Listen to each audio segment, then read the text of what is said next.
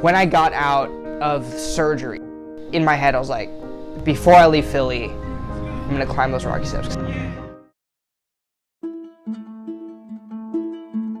The memory is a little hazy. I just remember being in the bathroom and then just waking up on the floor, unable to move.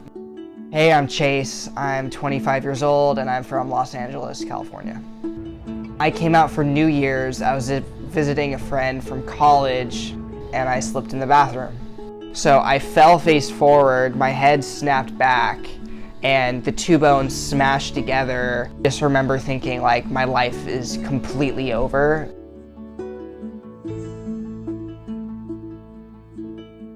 Spinal cord is the base of the brain. It's the major message center, the major wire that connects the brain to the rest of the body. Hi, my name is Guy Fried. I'm the Chief Medical Officer here at Magee Rehabilitation Hospital. When Chase fell and hurt his neck and disrupted the spinal cord, the messages got scrambled. And then they told me that, there's a rehab process and, there's a chance that I can walk again, but they don't know. The only thing we could do is try. When he first got here, he had trouble sitting up, doing any part of his mobility or self-care. Hi, my name is Erin. I'm a PT here at Magee. I couldn't even twitch my fingers. I had a mental breakdown. It's like, what if I can never use my hands again? Nobody's mentally prepared to have an injury like this. The therapist took my hands, let's test, try to move your fingers. And right after, just a millimeter, I was able to twitch my thumb, and then that crying of freaking out turned into crying of happiness. And as he started to heal, parts of his body started to move more and more. You're doing amazing. He needed help just to sit up on the edge of the bed and hold his balance. He would fall over just sitting up. Let me tell you, the first time I tried putting on my clothes, it was the most frustrating thing. It took me 10, 15 minutes to put on my boxers. Our goal is to try and make each of our patients as independent as possible. Hi, my name's Pete DeLong. I'm an occupational therapist here at Magee Rehab Hospital. We're looking at someone's day-to-day, what we call activities of daily living. Grooming, dressing, bathing, toileting. I couldn't feed myself, I couldn't do anything. He had trouble with his grasp, he had trouble with his arm strength. It would take forever for me to open up the toothpaste to find the strength and get in position where I can, actually push it open and then flip it around and squeeze it out and try not to miss. Find the position in your hand where you can hold it, find another way to push the button. It's like a multidisciplinary approach. So therapy kind of works on the skills at first. Instead of someone dressing you, can you do it a little bit yourself, a little more each day? And just the repetitions and the practice, it works. I needed people that would go hard on me. That's what I told them, and that's what they did. Strength and balance were a big challenge.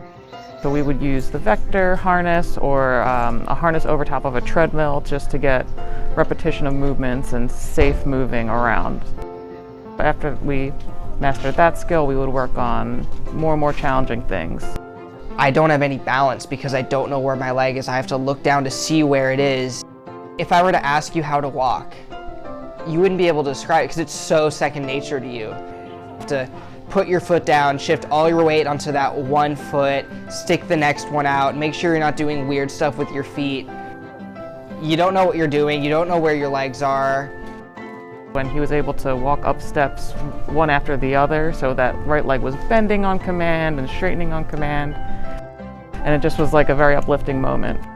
He came in about 8 weeks ago, and during that time we've seen tremendous progress. We worked on maintaining his balance. It's a lot like if you're taking a step forward, you need to have a static, steady leg, and then the other leg moving forward. Having Nigel up on the mat, and he was pushing him different directions, and it was Chase working on his righting reaction. Catch himself when he's starting to lose his balance, or resist that loss of balance. So really strengthening his quads, working on being able to reach down to the ground, whether it be retrieving an item, if he lost his balance and trying to get himself back up in this other position. Just something as leisurely as working to reach down and pet a dog. Told Erin day one, like when I leave, I'm gonna climb the Rocky steps, because I've been a huge fan of the Rocky movies and even the Creed movies. She was like, okay, well, we're gonna prepare for you to leave here in a wheelchair. I was like, okay, but like, the Rocky steps. You know, from where I was to where I am is just insane.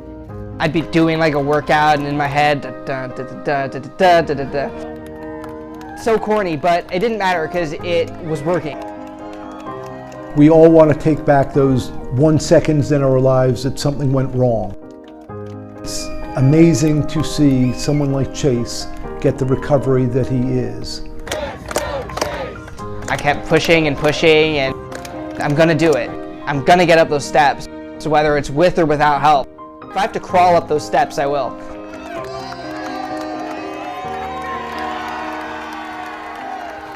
I feel like the things that drove me to where I am are, you know, the hard work, the great therapy, and I mean, I wouldn't be here without them. This is something. Anything's possible. Anything's possible.